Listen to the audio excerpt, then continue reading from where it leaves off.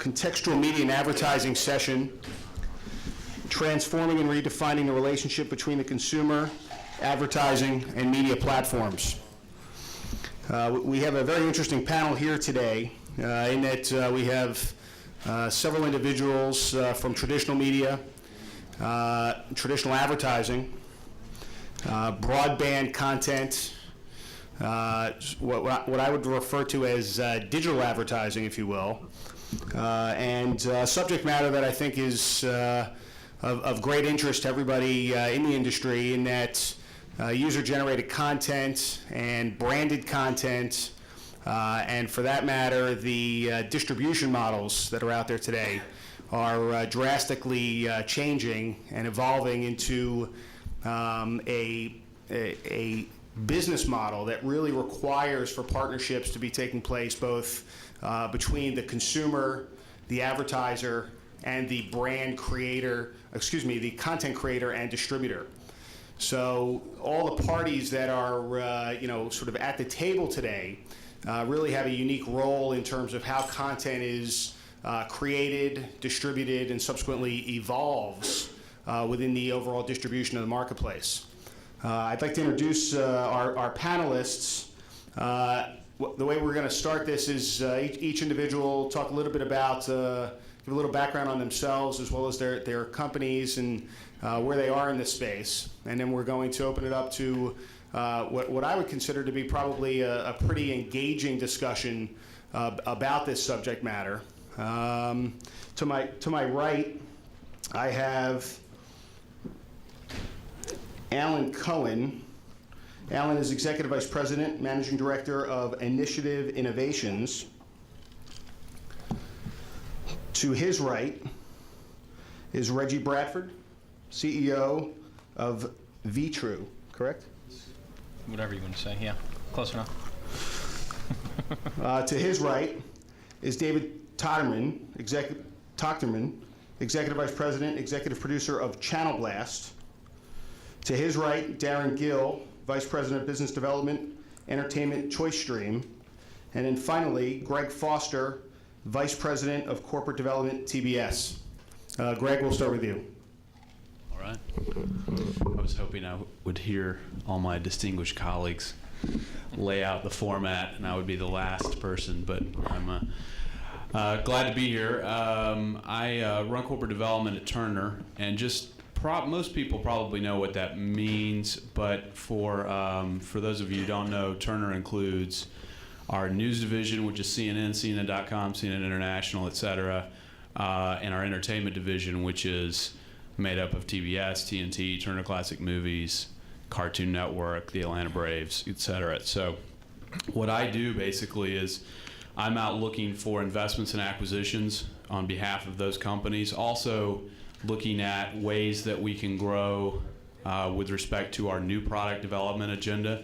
So we're building new products and launching new products. We launched GameTap last year, CNN Pipeline, a broadband product, launched last year. Play On, which is a sports broadband network we launched a few months ago. So I'm really out looking at the types of deals that we can do to help our growth story. We've made 3 investments so far this year. We're looking at a couple of acquisitions as well. And I think for the most part, what's very interesting, at least in our context, is that we are more and more seeing advertisers who are buying advertising on linear television. They are asking for extensions of those purchases. And when I say extensions, not just sort of let me buy some banner advertising on TBS.TV or TNT.com or CartoonNetwork.com or AdultSwim.com, but much more, focused on developing complete branded experiences that extend from linear television through broadband and really interact with consumers as well. So we are finding ways to meet that demand, not just by sort of building or bulking up the sites that we own and operate, but by partnering with companies that have an understanding of how to reach those consumers and meet those advertisers' needs. So it's a very interesting situation. The old media, if you will, I guess I represent to some degree. Ted, I'm sure, would not appreciate that moniker being applied to his company. But the old media establishment, I think, is in a very unique situation. And we have a great opportunity, I think, to take advantage of a lot of the digital trends that are in the market today, and contextual advertising certainly is one of them. Great, thank you. Darren? Darren Gill from ChoiceStream. ChoiceStream has been around for about 6 years. We've developed a powerful personalization software technology, and basically it focuses on taking information from our business's customers, so it's a B2B business play, but what they know about their users in, say, the entertainment space, and to deliver back the most relevant content they have for whatever context it is. We started early on with AOL and Yahoo powering various entertainment aspects of their site, the television area, Yahoo Movies area, and we've extended that to Blockbuster Online. And then lately, what we've been brought into most recently is really dealing with the 3-screen personalization play. So the idea that our engine could be sitting back on software at the business level that has information about your customers, and then could deliver relevance to the online environment related to their entertainment content, down to the set-top box, and potentially over the mobile phone. So that's kept us pretty active with MSOs and satellite customers that are aggregating the content that goes across all 3 screens. What we're excited about with the advertising play is really a lot of the video experimentation going on, because we feel like our engine can help you to understand who are the eyeballs, who is at the household, who are the people looking at it across those 3 screens. So we're trying to work with advertisers to figure out the right sort of experimentation, the right play to put a scalable model out there to target down to each individual household or each individual user, whether online or on a mobile phone. Great, thank you. David? My name is David Tofterman. Channel Blast is an interactive broadband network that launched this past July. We're creating all original content that we're streaming live over this network. It is a content portal as well as a marketing solution. All the content that we're creating is short form and contextual, designed for brands and advertisers to enhance brand identification. Even though the content is live, it's still immediately archived. It's still anytime, anywhere. However, the live application, in addition to being a great hook for the company as we launched with these 3 proof of concept shows, it also enhances stickiness. It's a lean forward experience for the consumer, so that the viewers are engaged. We create a sense of community and user interaction around the individual shows themselves on behalf of the brands. Each show has its own specially designed channel page, again, further enhancing the brand identification for these individual shows, which create, as I said, this interactive experience for the consumer. My background is predominantly old media. I've been a television producer for the past 15 years. I was a senior vice president at a company called Carsey Werner, which produced a great deal of hit shows in the time I was there. Among them being Roseanne, Grace Under Fire, Third Rock from the Sun, that 70s show. I've also been an executive vice president of Will Smith's company called Overbrook Entertainment. I launched that company with him and his partners. I find being in this space to be about the most exciting place you can be right now, because I think the whole form and format is being revolutionized daily. And the key to it this time around, which I think most of us on this panel would agree is different than it was the last time around, is that now there's actually some opportunities to truly monetize the business model that all of us are creating every day, because the advertisers are in the tent with us, and that's, I think, the reason we're all here talking about contextual content. Thank you. Reggie? Okay, I'm glad to be here. I'm Reggie Bradford, and I'm founder of a company called Vitru, or Vitru, or Vitru, wherever you want to call it. We started about 6 months ago, and we're enabling what we describe as the world's first user-created advertising platform. And take away the technical jargon. What that means is we're enabling the YouTube experience on brands, publishers, sports teams, websites. And We've raised venture capital from General Catalyst out of Boston, and then today we announced an investment, further investment from Comcast and Turner. I'm sorry, Greg's company at the end of the table, and we had no idea we were both going to be on the same panel and announced today. And the idea is, as users get more involved in enabling and creating content, consumers. Whether that's ads or branded communities or messages, we believe that the media companies, the publishers, the traditional people that have content are in the pole position to drive that by creating these unique experiences on their own websites. And we're, one of the leading companies enabling that. Very excited about it. I started the company, like I said, 6 months ago. My background is, sort of a mishmash, I guess, of entrepreneurial opportunities. My last company was called N2 Broadband. I was CEO of that company. It was the video-on-demand infrastructure leader worldwide, and we had customers like Comcast and Time Warner and HBO and Showtime. We sold that to Tandberg Television about 15 months ago. And then prior to that, I was one of the principals of a company called WebMD, in the internet space in the late 90s. And we built that company from scratch, and I was dying to get back into the internet space. And before that, I was a brand manager at Miller Brewing Company. So I think the company that I'm involved with in this panel is real interesting to me because I've got some traditional and new media experience, and I agree that it's an incredibly exciting time for us. Great. And our final panelist today is Alan Cohen. Alan? Hi. I come to Initiative, which is one of Interpublic's media companies, after 20 years of working in network television, probably the oldest dinosaur-like business, but trying to help reinvent it, putting the new in the old, I like to say. I spent about 15 years at NBC and more than 6 at ABC, and doing the marketing, advertising, and promotion, and trying to figure out how to connect consumers with our brands. I think the most exciting place to be right now is really at a media agency, which is why I took this job, where we're focused on figuring out the future of how to connect with consumers and how to get them to be engaged in marketing-like activities. The two areas that I oversee, one is innovations, which is our emerging media, digital consulting, branded entertainment, creative idea factory. I've never said it that well before. Practice that helps all the clients of Initiative, many on retainer fees. The other part of what we do is the entertainment group, which is we won some entertainment new clients this year, CBS, Showtime, and Lionsgate Films. So we manage all their marketing, media, and online placements. I think it's a great place to sit to kind of watch everything that's happened. I never made the move to take the $30,000 a year job on the startup with a lot of stock. So, but I love doing the new stuff. And of all places, media agencies are have a lot more creativity and a lot more say in marketers spending and connecting with consumers. So that's why I took the job, and it's been pretty fun. Where's our startup that somebody makes $30,000? I'd like to find that guy. Hire him.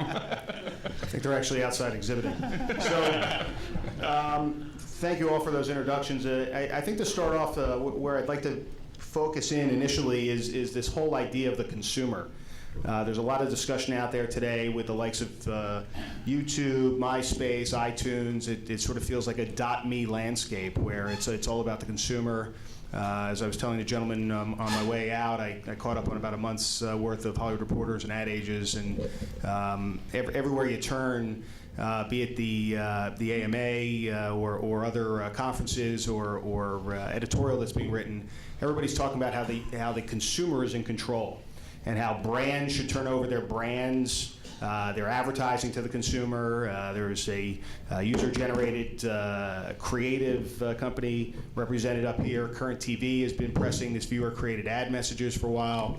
And I'd like to start off at the end of the table down there with our esteemed guest from TBS and talk a little bit about the consumer and how that plays into the traditional entertainment establishment, because on one sense the consumer is in control with VOD, but in more senses than not, there's a lot of discussion about the creative aspect of content that will be made available through those channels, and what kind of effects is that happening currently at TBS? Well, I think for us, it's taking form or manifesting itself in different ways for the different divisions. So in the news category, as you can imagine, there's a lot of discussion going on about the idea of citizen journalism, and CNN launched a few months ago something called CNN Exchange, which allows really more community-like functionality, but also something called iReport,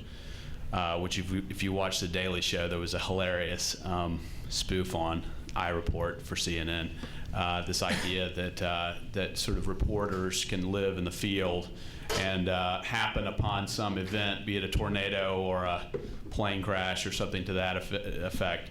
And this idea of empowering people on the edge, if you will, is something important at CNN. The obligation, however, of CNN to be a journalistic, to maintain journalistic integrity sort of is up against the reality that citizen journalists exist and they're producing content every day.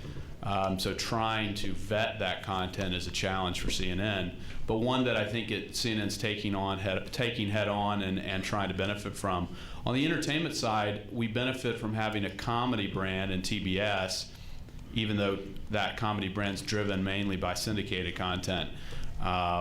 We're trying to find ways on the digital side to connect with audiences. And in fact, our relationship with Reggie, with Vitru, is going to allow us to launch a site off of TBS called Am I Funny or Not, which will allow users to upload content of that nature. You can sort of, your imagination can take you to what exactly that will mean. But my sense is that the sort of cat is out of the bag at this point. User-generated content's here to stay. And the quality of content isn't very good today, but the quality of publishing online wasn't very good 6-7 years ago. The quality of desktop publishing wasn't very good 25 years ago. So just as the ceiling goes up, I think the floor will go up as well, and produced content content produced by users will continue to increase in quality.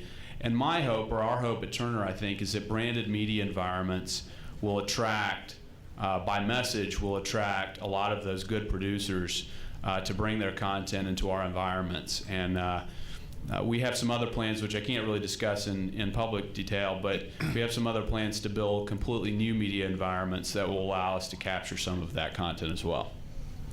So Reggie, the application that was just mentioned, is that an area that you see your company moving into, where you're going to enable the consumer with tools that really give them the power to, in essence, become, producers? Yes, absolutely. We bought this company called Sharkle.com, and they're a user-generated video site, like similar to YouTube. But the idea was not to buy them so that we would become the next YouTube. It was there was a scalable technology platform that consumers use every day to create and upload videos and to repurpose that platform for brands. And in my last 15 years, I've always worked with partners to develop these new media types of technologies. And I just want to make a comment back to your question. And I'm in the business of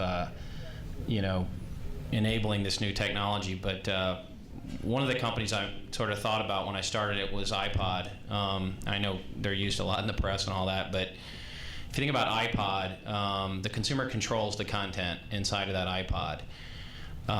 And it says a lot, your playlist says a lot about your personality as a young adult, who you are, what music you listen to, things like that. But in no way, shape, or form has Apple turned over their advertising, messaging, and their branding to consumers. You still have an agency involved in creating the messaging and look and feel and product teams and all that. So, I think some people take that message, as a consumer in control to an extreme. I think the brands that are relevant to young adults, like iPod, enable that interactivity and engagement with their brand, but they don't turn over the brand to the consumers. They leverage that, but you still have, a lot of innovation that goes on the other side, and that's what we believe. The agency model is absolutely still in vogue. It's just going to be extended, if you will, by the consumer. Alan, what are your thoughts in terms of brands turning themselves over to the consumer? There's obviously a big position from a media standpoint. Agencies are constantly struggling with not only the where to reach the consumer, but how to engage the consumer. And when you look at a brand like Burger King seems to slowly but surely saying to the consumer, here, take me. I think a lot of what we're talking about is the consumer created content is an interesting thing, but from the marketer perspective on what are they going to have to do to compete in the future in a world where we are so sliverized and segmented into almost to some microfiber targeted thing.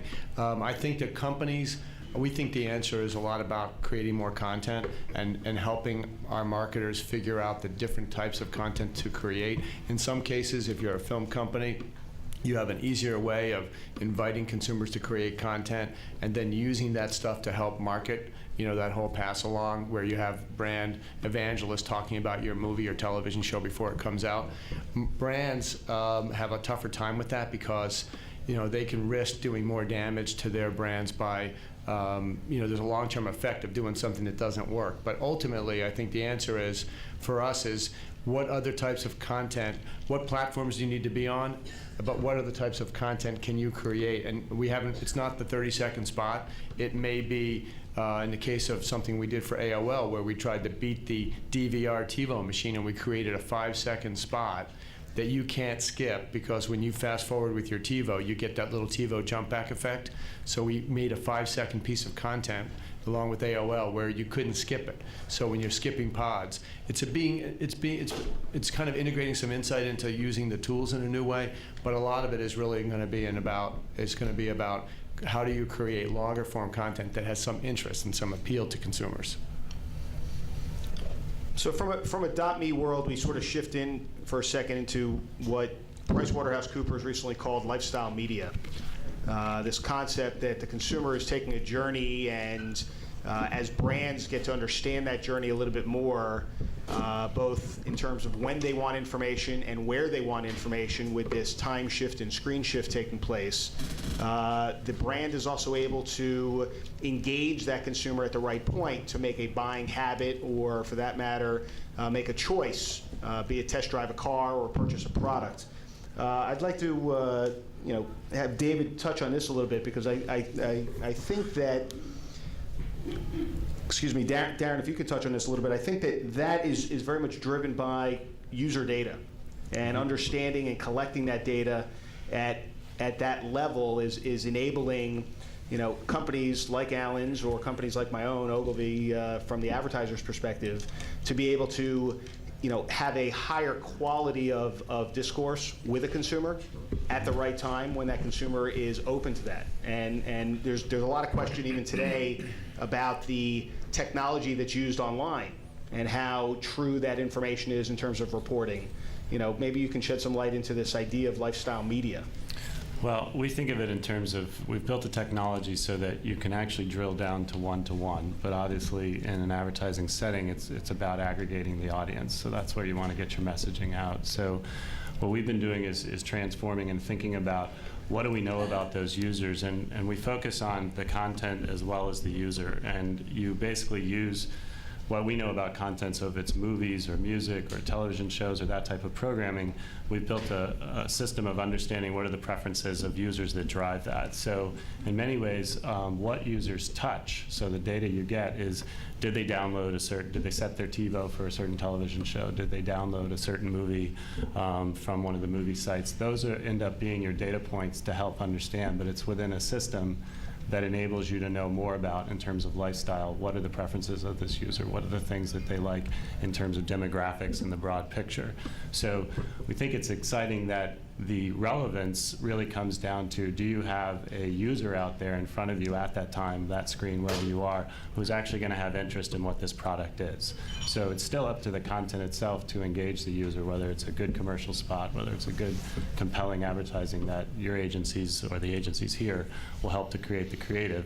But what we want to do is be able to deliver an interested user, a user who would have an affinity towards that product, towards that type of product.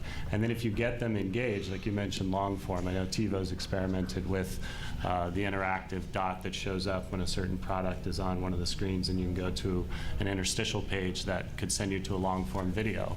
We feel like that's an opportunity right there that someone said, I'm interested in learning more about a product.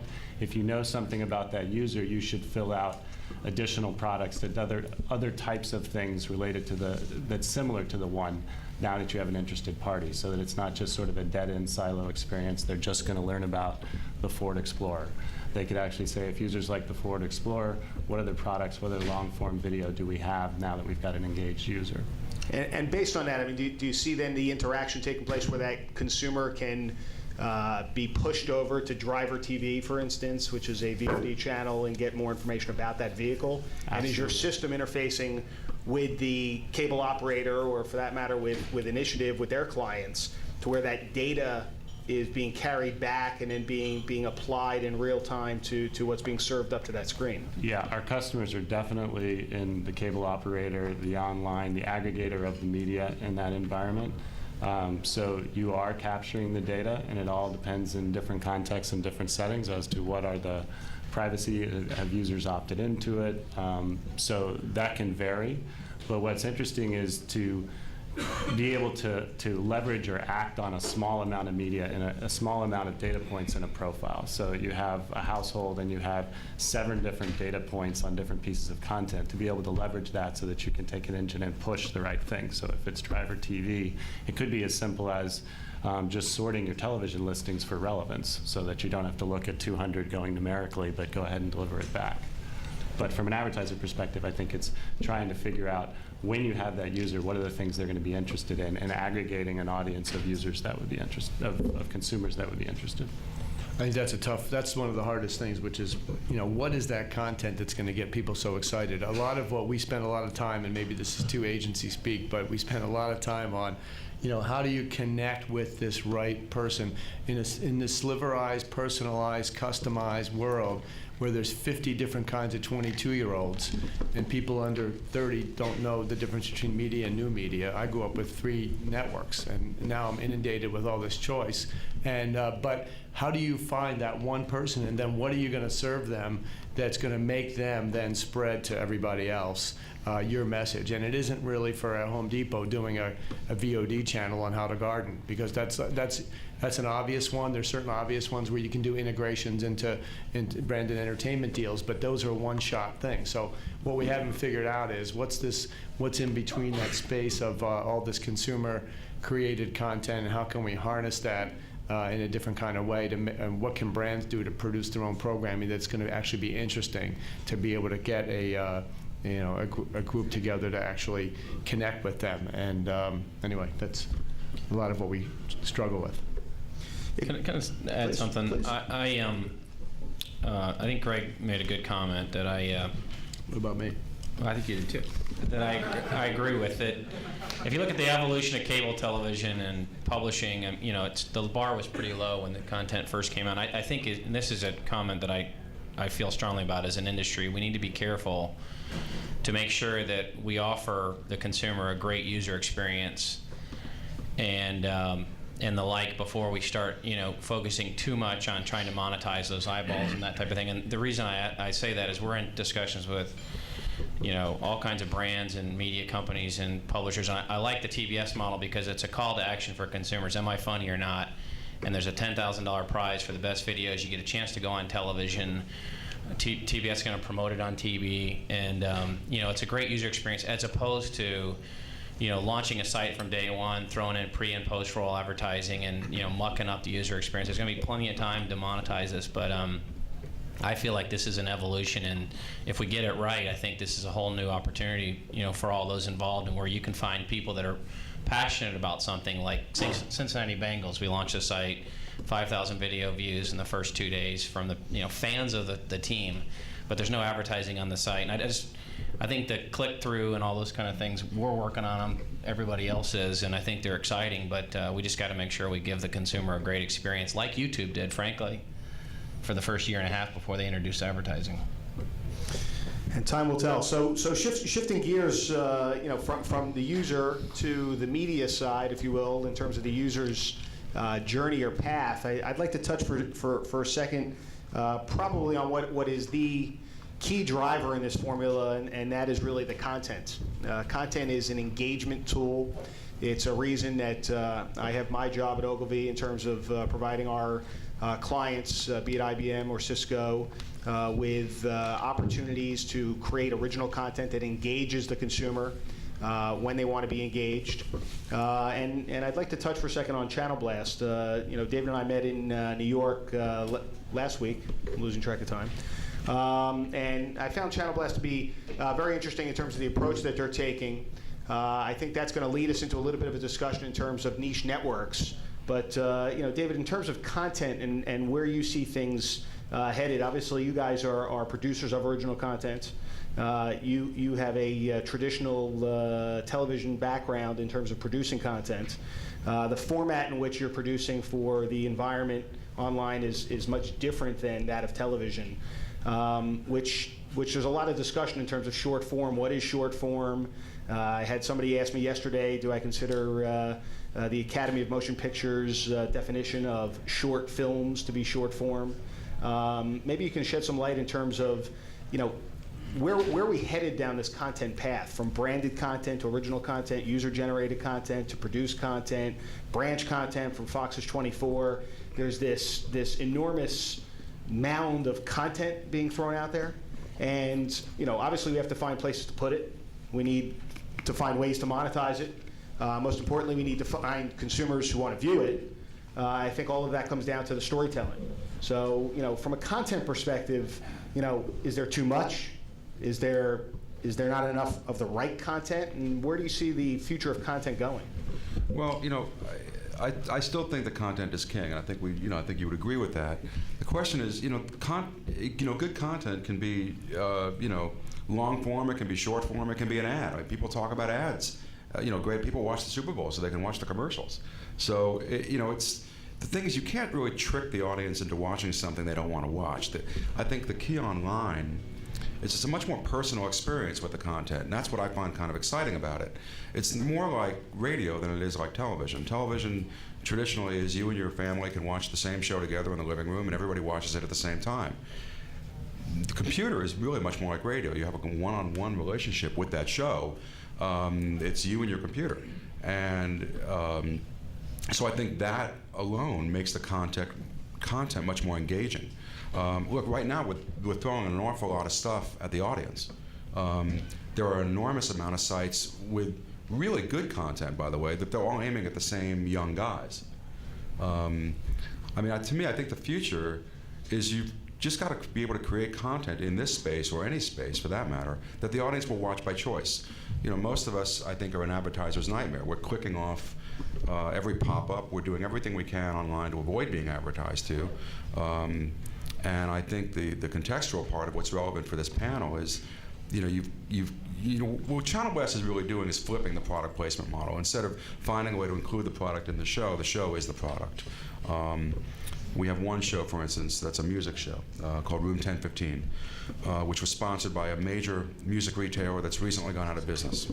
And so now we're open to every music person that met with us and said, "Is there room for us in this show?" Yes, there is. Branded show without a brand. Yeah, but the show was created for them. We created the show for their brand. We created a channel page around the brand, and there was e-commerce. You could listen. The way the show worked was this. It was a 15-minute short-form show. All of our shows for the proof of concept have live chat rooms attached to the show. Log in, chat live with the show, with the host, with the community of viewers, and with the bands that we featured on the show. The users selected the bands based on audience, on the votes. Those are the bands that we booked on the show, as long as they were in the tri-state area. The first show we had a guy who was on American Idol. 1 week, somebody pitched a band in the chat room, and we booked them. So we were sort of reinforcing the user experience. But we also had an e-commerce element where people could click, if they liked the band, they could click on on the link and purchase the CD. David's gone from producing Roseanne to creating long-form advertising. I mean, what we really see is the blend of, people don't discriminate between advertising and content. If it's interesting to you, That's right. you let it in and you want more of it. And if you can get those people to become brand loyalty people, brand loyalists, and then evangelize your brand, it's great. But the world is becoming this place where those things you mentioned, Doug, like the 24 mobisodes and the 2-minute Office webisodes, and is that an ad or is it content? The experience for the user has been satisfying, but it really is nothing more than 24 didn't do that for any other reason, to get more people to watch Fox, to watch the show when it comes back, or the same thing with The Office. In a 2-minute form, those summer series episodes of The Office, to keep people excited about the show when it comes back.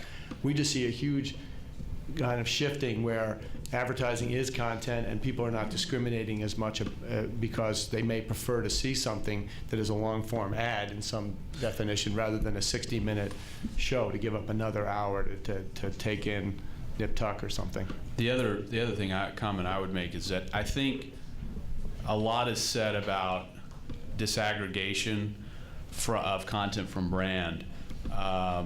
And I think also in this sort of primordial soup of user-generated content and short-form content and that sort of thing, programming and brand actually mean more in this context. I think of it a little bit like the late 90s when sort of e-commerce was the fashionable thing to use in the boardrooms of Fortune 500 retailers to say, hey, you're going to go out of business because your brand has been disaggregated essentially, and there's a barbarian at the gate who has a lower cost to deliver the product or service that you have. You need to spend a lot of money to build a completely new e-commerce system, and many of them did. What ultimately happened in the late 90s, the outcome of all that was actually there were a few e-tailers like Amazon.com, for example, that prospered, but the real beneficiaries of that digital transformation of in that case retailing were the large brick and mortar, whatever you want to call them, businesses. I think in many ways we're sort of seeing some of the same trends today in digital content. Yes, there will be winners like YouTube and others, but the big winners, to the point made earlier, are, I think, the large programmers who understand user experience, understand how to program content, and understand that this sort of overall experience is important to the consumer. And it's not just sort of spoon-feeding or delivering subpar content on a wholesale basis. I wanted to go back to something else that Doug mentioned having to do with short form versus long form. I think one of the things that we're sort of seeing the beginnings of is, I think, a revolution in the way in storytelling online. I mean, whether you call it webisodes or you call it something else. I mean, Lonely Girl was a phenomenon. I mean, granted, it was a little fraudulent at the end of the day, but I mean, if you look at that, that was essentially my so-called life. But I think if you can create that kind of engaging storytelling that users can also interact with, I think that's where a lot of storytelling is going. You've got a chance now to sort of engage, include the user in the story, and I think that's something that I think is going to merge the user-generated content with the professionally created content. And Lonely Girl 15 is still doing well, even after it has been sort of shown to be a fraud. Does she have a show on TBS yet? No. Not doing that well. So one of the things that was just mentioned up here is really the brand, and recently Budweiser announced Bud TV. Budweiser has finally decided that enough with this. We're going to launch our own TV station, a broadband channel at that. Our good friend Sean Combs, aka Diddy, has Diddy TV on YouTube, sponsored by Burger King. To the point that Alan just made, it very much is about, marketing. I think probably the quintessential example of is it marketing or is it content is MTV during the music video days, where it was content, but it was in essence driving record sales. There's a big question out there. Will more brands like Budweiser launch their own TV channels? Will they launch their own broadband channels? Will they take content that they have rights to or relationships with, i.e. NASCAR or the NFL, existing brands that have the ability to clip down 3, 5, 7-minute segments and deliver them via mobile, broadband, broadcast, or on demand. Will these brands step into a network environment?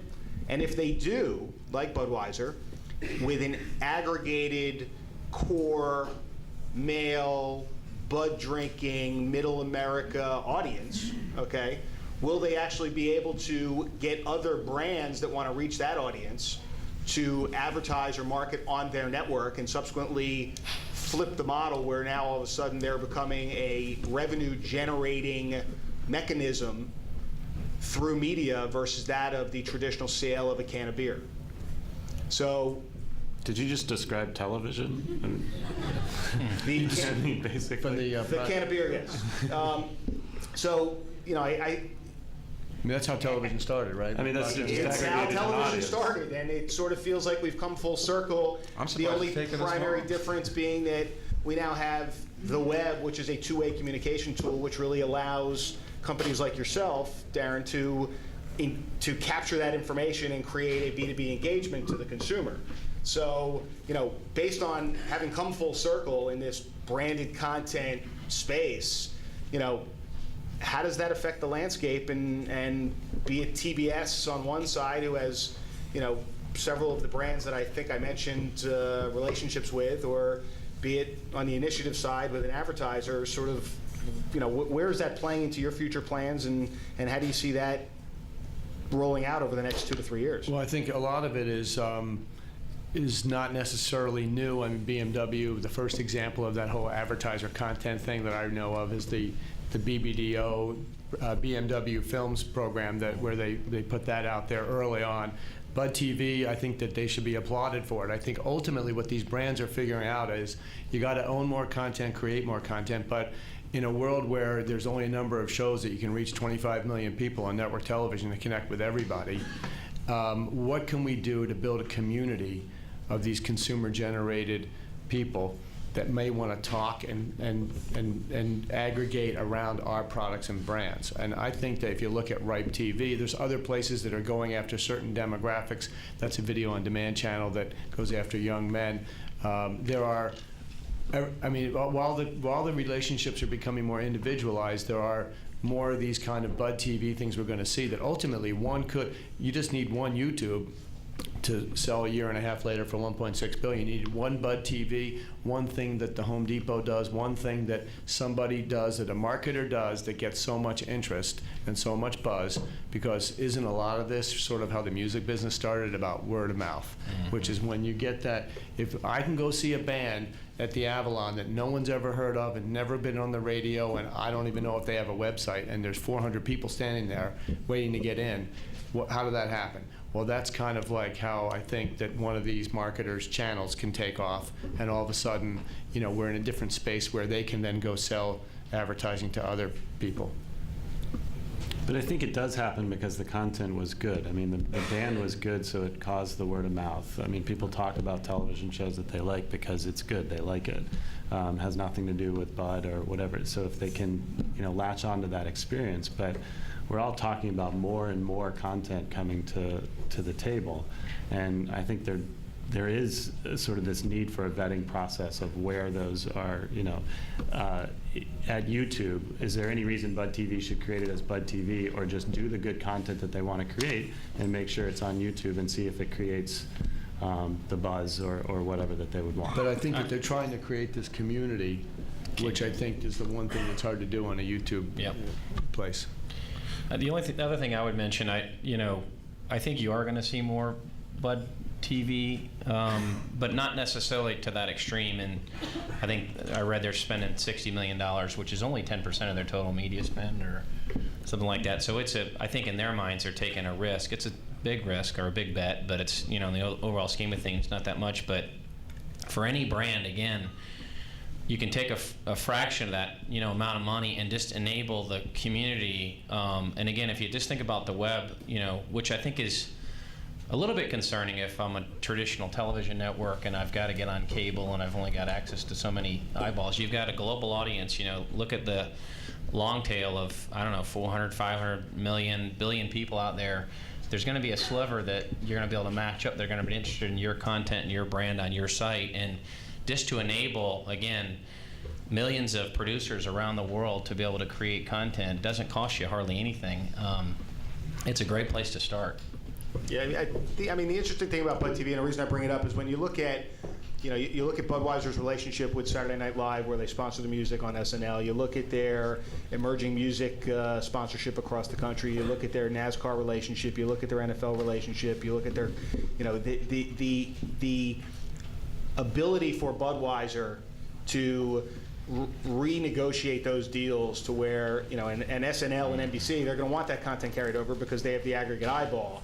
Coupled with the activation of the distribution network of Budweiser in the physical world, the number of beer cans that they put out in the market is far superior than a lot of cable networks. Right. And their ability to activate at retail and build that loyalty with content that is on brand to the consumer drinking Budweiser is very powerful. And there are only a few brands out there, Coca-Cola, Pepsi being two other brands that can do that.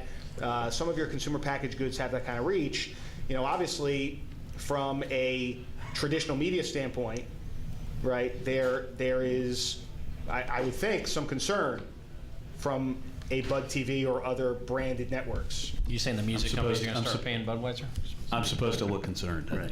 Well, no, I'm just... No, it is. Let me, to be clear,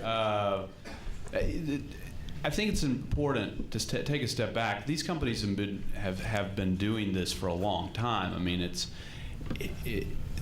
the web as a tool to sort of purvey content, to distribute content of this nature, certainly makes it even more compelling. But you're right, their physical distribution mechanisms, and the ones you mentioned, the CPG brands you mentioned specifically, I think have that sort of reach. Some of the retailers have that similar kind of reach. I don't think that, I think from our perspective, what we're finding is that the vast majority of advertisers are wanting to work with us, not sort of go completely around us per se, but also they're finding ways to work with the new digital media brands that we are building. I think the important thing to understand about cable networks generally, the ones that have been successful, saw the transition from network television to cable television, and at least in theory have become good students, sort of remembering how that transition happened and understanding that you can't simply translate cable networks to broadband networks. And so what you're going to see out of us, at least, and I think this is probably, I could say the same thing for some of our larger competitors, is branded media environments on the web that are completely different. They're separate. They may have some similarity in characteristic or content to some degree here early on, but over time, I think the idea, at least at Turner, is to build a whole lot of those types of networks and partner with folks like Bud to create things together. And I think the other thing that's important is, at least in the broadband network context, these types of branded media environments in the broadband context may not have the kind of longevity that cable networks have had, or television networks generally have had. They may exist for some period of time through a campaign and then may be brought down because the cost of production for developing the network is such lower than developing or building out a completely linear cable network. So my sense is that what we're finding is that we are rushing to meet advertiser demand. We're not seeing the advertiser leaving our premises and kind of going across the street to an empty building with a few cameras and hoping to get something out the door that's interesting and compelling. By sort of the very nature of our relationship, I think, with advertisers, we're finding it's quite the opposite. It's more of a partnership. Yeah, and Greg, I'd argue that Bud TV is probably doing what they're doing to learn about the content space, to start developing a lot of new stuff that they can think is relevant to their audience, that they ultimately would love to sell one of those things as a show and get it on a Turner network. Absolutely. I mean, But isn't Bud's isn't the money that's going into Bud TV and a portion of their budget, isn't it taken away from upfronts and traditional advertising on your Coming from network? promotion budgets, not advertising. Okay. I don't know. Yeah, I don't. But I mean, I don't know. upfronts- I don't know anyone Yeah. that works at Bud. Upfronts are going down, though. Yeah, I mean, there's less. it's cut across a lot of different areas, be it their, if they don't produce one more Super Bowl commercial, for instance, so they've removed one Super Bowl commercial. So there's, $2 and some odd million just in production alone, coupled with the media buy to put that on there, which is probably what, 1.7. So you're just arguing that scale, these are experiments that can happen that are small enough that Yeah, and there's a lot of experiments going on out there across the board. One of our clients, IBM, is taking a percentage of their print budget and moving that over, because what they've determined is print is really not moving the needle in the tech space. There's just a big article as well in terms of television moving the needle in tech space. So I think that a lot of brands are starting to really look at different types of media to determine what the impact of that media is, and the question of, do I own the asset or do I rent it? And Right. by renting it, I'm buying 30-second spots, or am I really creating the content? Bud has permission to do that. I think, there, like I said, there are other brands that really have that permission as well. Something that came up here that, I just want to touch on, Greg, you just spoke about sort of the establishment and the network, if you will, and broadband versus broadcast. There's this whole screen shift, time shift that's being discussed. You got Microsoft making a move into the home, Cisco buying Scientific Atlanta, Time Warner Cable talking about trials, AT&T going 3-screen again after they decided that they were going to change the Singular name, which Singular spent over $1 billion developing that brand, and AT&T failed in the interactive television space twice before, right? A lot of players playing out of position again. Right, which is great for the investment bankers, because there'll be mergers and then there'll be breakups. But relative to this screen shift, time shift, right, I think we all would agree, especially in this room, that we see a day where it doesn't matter what screen you're looking at, right, whether it be the third screen, the mobile, the middle screen, the computer, or the flat panel jumbo screen in your living room or your bedroom, right, it's all going to be served from something. Okay, which makes the idea that YouTube is now channel 1001 more of a reality, right? The question of broadband versus broadcast doesn't play so much. Now all of a sudden, Channel Blast is, 1,000 channels from TBS. The only difference is similar to, say, Ripe TV. It may be an on-demand channel with shorter form content versus more, linear storytelling in what we traditionally know as a 30-minute sitcom or 60-minute drama. Where do you see this future of time and screen shifts taking TBS, and how are you beginning to, plan for that multi-screen on-demand future? Right. And I assume when you say TBS, I mean Turner generally, so all our brands, right? Absolutely. Yeah. Because I would assume any plan that's happening at one is Right. across. Definitely. We've probably seen the most advanced work, at least on our side, in the CNN brand, and how we're trying to focus that content on sort of finding the consumer wherever that consumer recipient demands that they be found with that content, if you will, and then monetizing that relationship or that impression in that sort of, again, disaggregated form. I keep kind of coming back to this. I don't know, for whatever reason, what continues to hit me is this issue of what the networks did when cable happened. When cable happened, that same question you just asked could have been asked of a person in my role at CBS. And I guess at that point, the guy or gal at CBS would have said, well, we're CBS. So we're going to be CBS in the cable world, just like we're CBS on a UHF, VHF knob world. And what a horribly incorrect statement. What we saw, of course, was viewership bleed away as those networks thought that their brand would logically extend and simply be another channel, but it would always have the power that it had in the network broadcast world. And the real winners were the ESPNs and CNNs of the world, And in some cases, you know, it were sort of those large broadcasters having to purchase those businesses in order to get themselves into that race, if you will.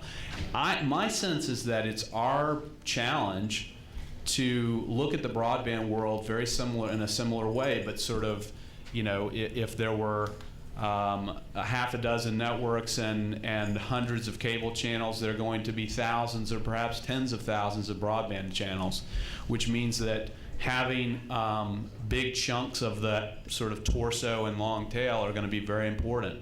And I think some brands will persist, some brands will go away, and it will be a portfolio process of managing and balancing that.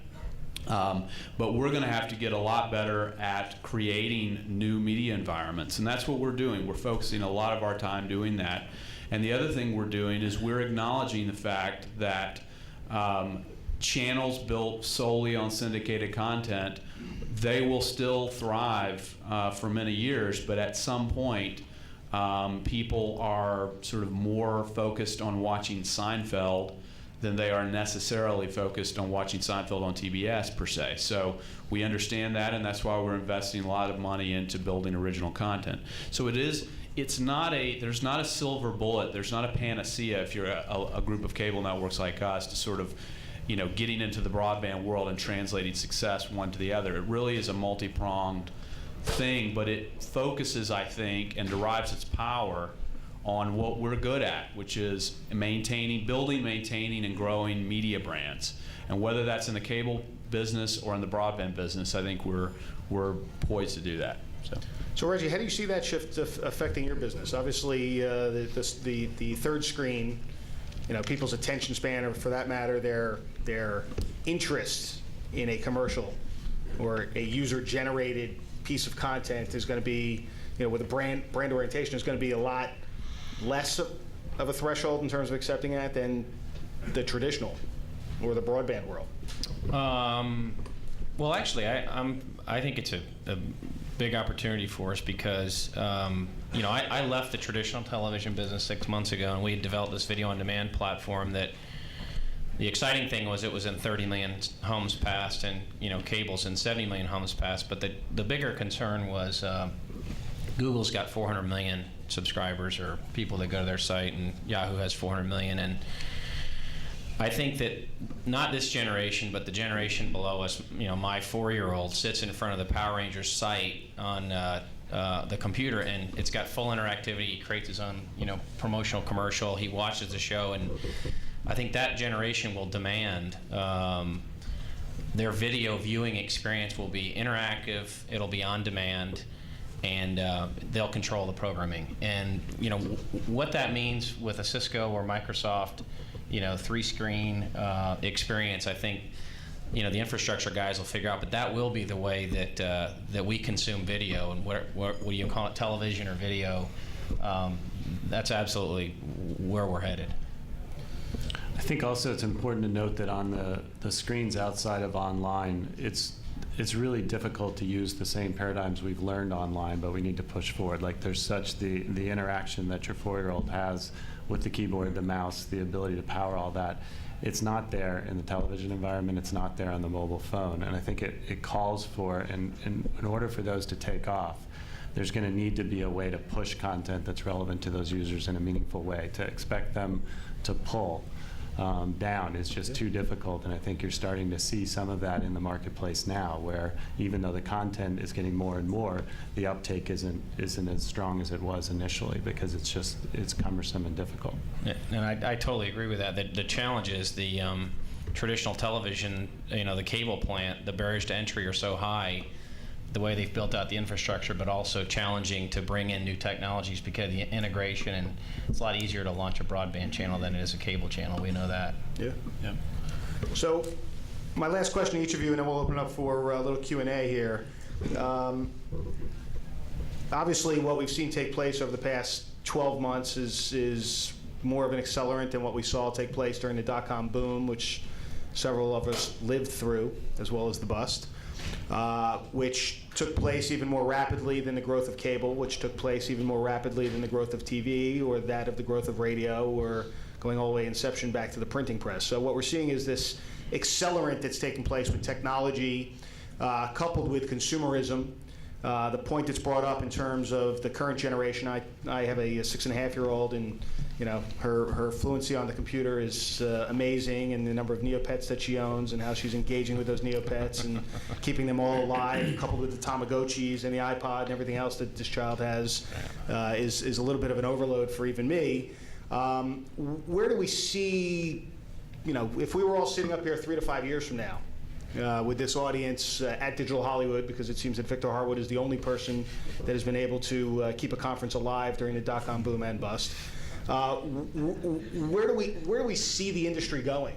Alan, what, if we had a crystal ball up here, what do you see happening? One of the things that we see is the rise of the consumer star, and I think that you're going to see networks looking at these people that have become famous, the kid who's already on VH1, a lot of other people that are going to be now. I think that I look at YouTube as America's Funniest Home Videos gone wild. Yeah. And I think that you're going to see a network give up their Saturday night and program a whole night of consumer-created content. I think that consumer stars, consumer-created content, obviously we all know that the consumer now is not just in control, but is the programmer and scheduling their life, multitasking life. So I think we see a lot of that. We also see an explosion in the whole virtual worlds, the Second Life type things. We see that kind of exploding because people love fantasy, as they were learned by MySpace about that. They kind of learned how to create fake sites about themselves. Now they want to live in fake worlds. And we think that there's a whole explosion that's going to happen there. Reggie? Well, forgetting about the television and the different places where we consume media, I think on the internet, I think the consumer experience is going to get better and better. And I think we'll look back in 5 years and do one of these and say, what were we thinking serving those banner ads? Because the experiences we all know today with advertising mediums on the internet is, and again, I think we'll look back in 2 or 3 years and say, so unbelievably arcane. There's such better ways to reach consumers in contextually relevant environments with video and ways that they want to get it on their time, on their terms. And I really think we're going to look back and on those old new mediums, even in the internet, which is like everybody's innovation sort of platform, that we're going to look back and say those were sort of prehistoric. Sell your stock in Clicks and Banners Incorporated. Yes, and Yahoo. David? I think what we're going to see is that consumers have already risen further and further up the food chain, and I think that's going to continue. I think right now we're living in a 7-network world. I think there are more than 5 networks. I think there are 7. I think the other 2 networks are MySpace and this new Google and YouTube merger. I mean, when you have YouTube getting 34 million viewers, that's more than TV shows get when they debut. That's more than some films get when they open on a Friday night. So I think consumers are going to continue to rise higher up the food chain, and the real question going forward is, what is a network going to mean? And I think user interaction and consumer participation in the content is only going to increase. And MySpace is already making deals for non-Fox content. I think the inevitable, the uploading and downloading of copyrighted content will be legitimized. That will be monetized. And we're at the very beginning when people are sort of panicking, but I think down the road it'll all be available, and you'll be able to these large consumer networks will take the place of, I think, the traditional networks. Darren? I don't think creating quality content is going to change. I think it's going to be the same types of groups and people that are creating the great content that people are out there talking about. I think user-generated is going to continue to flourish, but I think one sort of evolution is going to be that the content's going to move more freely. I think the rights holders are going to, it's already starting to happen, but there's going to be more and more of that. So in 3 to 5 years, this DRM concept and locking up is really just going to be a back-end business thing. Are you getting it free ad supported? Are you getting it without ads and you paid for it, or you have some subscription? So things are going to evolve. The aggregators of content like the MSOs, now telcos are doing that. It's going to be interesting to see what happens there, but I think as users, we're going to have the same content on all of our different screens, and there's going to be ways in which we manage it and get it, and some will come from YouTube and user-generated, and some will come from traditional networks. But I think what we've been talking about here is how do you reach those people from an advertiser standpoint. There's just going to be, there's too much pent-up demand to let it move around. So I think that's going to be the big difference in 3 to 5 years. Greg, what do we see in 3 years? I think the comment you made, I completely agree with, is on this DRM issue and copyrighted content. It's certainly an issue for someone like us or our parent company, Time Warner, in that we own so much copyrighted content and so much has been invested in that copyrighted content only to have the YouTubes of the world sort of benefit from it. But I think you're right. I think it's, at the end of the day, technologically, it's going to be made very difficult for all of us to necessarily be able to always protect content. It's going to be more important to monetize it and fight for that and make certain that we, the owners of that content, take the first dollar and sort of share with others that distribute that content, but not the other way around. That's a fight, I think, that we're sort of willing to make and that we'll ultimately win. I think that in 3 years, my sense is that cable television actually, as we know it, you will still come into your hotel room in 3 years from now and you will turn it on and CNN will be there. And hopefully TNT and TBS and other brands that we own will be there. Those will persist. Cable will continue to thrive just as broadcast networks continue to thrive even after that major change and shift. But my sense is that a great deal of effort and impressions and energy and focus will be in the broadband side, and those folks that have been good at building traditional media brands, those that decide that they will make that transition into building completely new broadband brands will thrive, and those that decide that they will not allocate those resources will die or be gobbled up in some other fashion. So my sense is that programming will be important. Brand still matters. Brand matters a lot in a sort of Byzantine, disaggregated environment from my perspective. And it'll be very interesting in 3 years to see what advertising technologies are there to sort of take advantage of those things and provide countermeasures, if you will, for consumers that are trying to get out of the way of advertising. Great. I have been given a signal that we are at the end of our time. So I'd like to thank our panelists for their time, thank all of you for attending the session, and feel free to ask them direct questions on their way out. Thank you.